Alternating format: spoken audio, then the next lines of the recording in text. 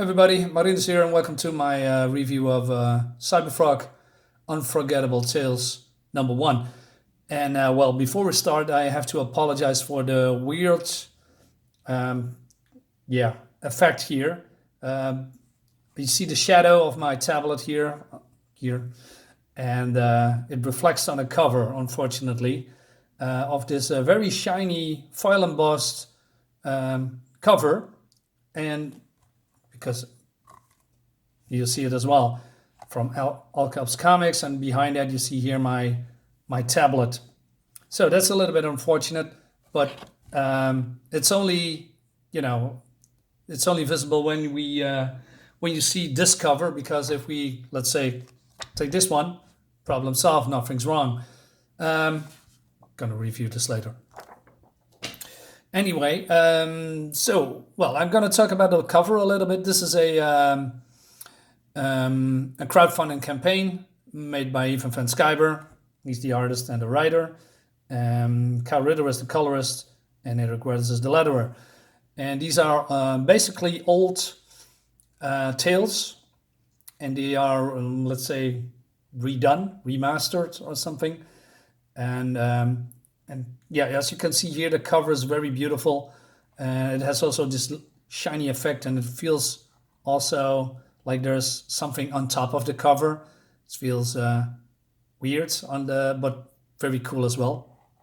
Maybe you can hear it. Nice. There's a lot of detail in here, and I don't talk always about the art, but there's some. Well, of course, I talk about the art. Let's say. Can I zoom it in a little here? Yeah, we see Cyberfrog here in this armor piece. And what I didn't see, I just discovered that moments ago. There's a frog on his back, which is really cool. And also we see here All Caps Comics, the logo of EVS's company. Absolutely great. So let's dive into the book, right? So you see here the shininess and the shadow is gone. And then we see here in the beginning a young Ethan with full hair and no beard and a couple of pounds lighter. A nice summary about his journey into comics and his passion for drawing, and his own IP, Cyberfrog. So, which is absolutely great. We see a little bit behind the curtain story. For those who want to know, it's all in here. It's great. We see here's his passion project, Salamandroid, Rumblebee. All his properties were under Harris Comics, and I believe he bought all of his IP back from Harris Comics. Not entirely sure about the whole story behind that. It could be wrong, so don't quote me on that. But this was more like I believe, a black and white comic, and he is redoing that, not with the art, but with the colors and with the lettering. So, and then we have this beautiful embossed cover, this shiny cover. It's very thick, and yeah, speaking about the art, this is purely 90s art, as you can see, because this book was made in the 90s. And it's totally different from the Cyberfrog we know now. So, and this is more like, hey, if you want to know how it all started, you can pick this comics up. And there's also coming out a bundle later. It's called Warts and All.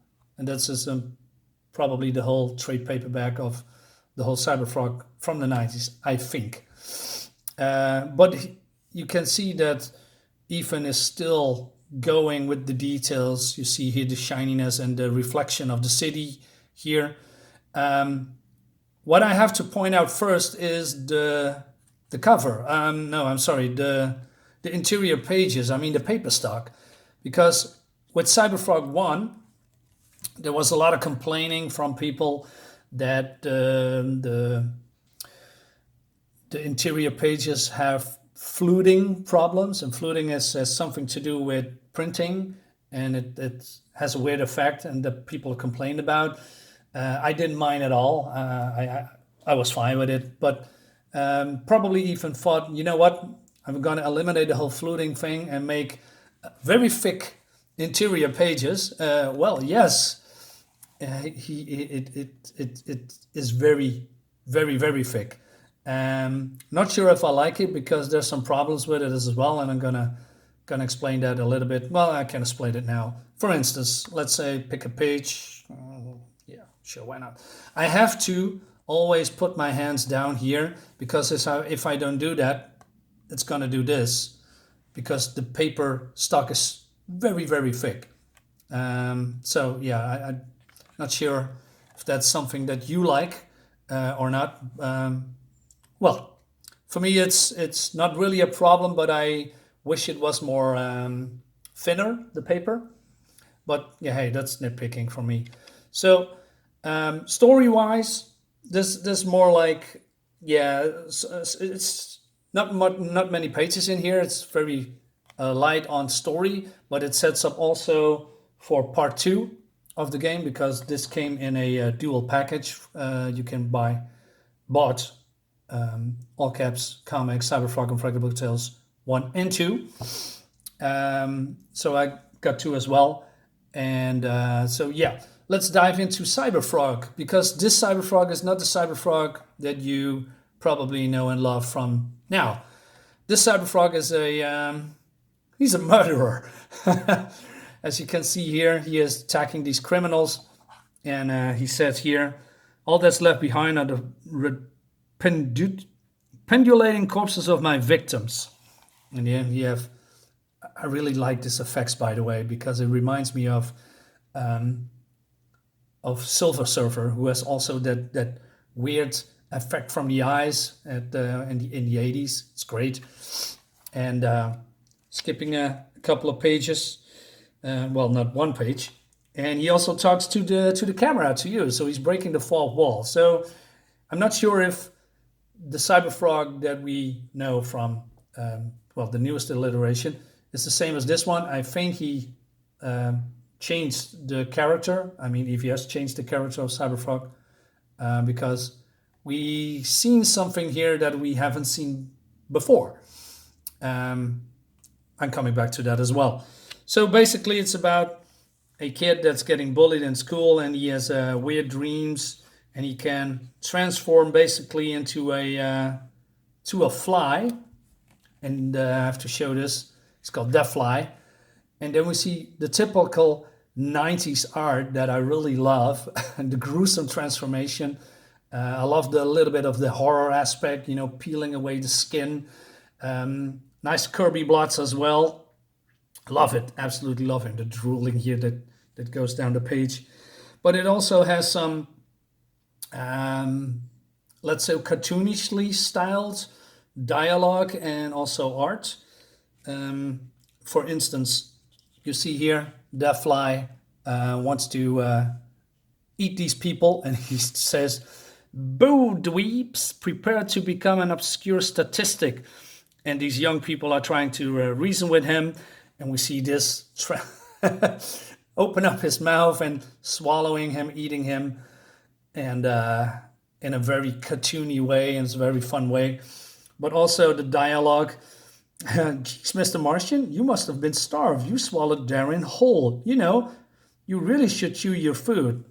So there's some dialogue here that you that you like or dislike, and also there's a little bit of humor here. Deathfly isn't a big fan of Pearl Jam. I like Pearl Jam a lot, and also skipping a few pages. Cyberfrog is having battle is a big word. Having a fight with some thugs who rob a store 24/7. And then Cyberfrog uses his tongue. And I love this shot. Really fun to see. But what is revealed that when he uses his tongue, there is a little circuit that his tongue automatically implants in people. And then we see this thug head exploding. Wow. So Cyberfrog is going Punisher style. Yeah. Yeah, I like it, and it's covered in blood here. So yeah, but huge props to Cal Ritter, by the way. He did the colors, and look at that, beautiful colors, very saturated.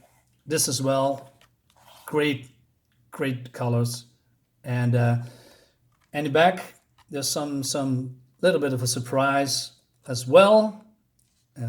Here are some ads, and here is what I said. What's on all? The history of Ethan Van Skype, Cyberfrog, in one amazing hardcover collection edition by fans and for the fans, coming to Indiegogo soon. So I'm not sure. Yeah, this is black and white, so probably this is going to be all in black and white. Not sure, maybe, but cool. Hey, so you have the whole collected editions from the 90s in one go. That's great. And we have, of course, the Blood Honey Cyberfrog comic that most people have. I mean, if you are a fan of Cyberfrog, of course. And what I especially like is this is a puzzle page, right? It's great. It's nice. That there was in the 90s, a lot of comic books has some puzzle pages, for fun. So if you want to, doodle in here or solve puzzles, that's great. So it's a nice throwback. Absolutely love it. So overall, yeah, if you are a big fan of 90s art and humor, let's say there's a lot of people who backed Cyberfrog Blood Honey, but they are not familiar with the 90s aesthetic and humor and writing. So yeah, you can check it out and see if it's for you. So the only gripe that I have is, well, like I said before, the thickness of the interiors. You can see here it's very thick. It could be used as a almost as a cover itself, those pages.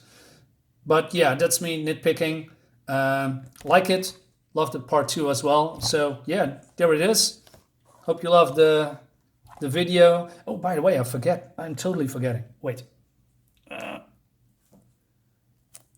We got this extra things. I haven't opened it yet. You know what? I'm going to do it. So, put it out. So, what do we have here? Okay. Cyberfrog. Trading cards. Oh, cool. We have a, can I see it? Yeah. So, okay, we have cover 2, Cyberfrog Blood Honey, Unforgettable Tales 1. This is Unforgettable Tales 2 cover. Great cover, by the way. I really love this. And Salamandroid, of course. What I find a little bit strange is that these are the same trading cards that we have from Blood Honey. Not sure why it's in here, but hey. And is it, by the way, trading cards? Is if everybody has the same cards, you can't trade. Let's call it a collectible cards. Yeah, let's do that. Then we have a bookmark. It's a little bit. Oh no, is this a bookmark? No, it's a sticker. Oh, great.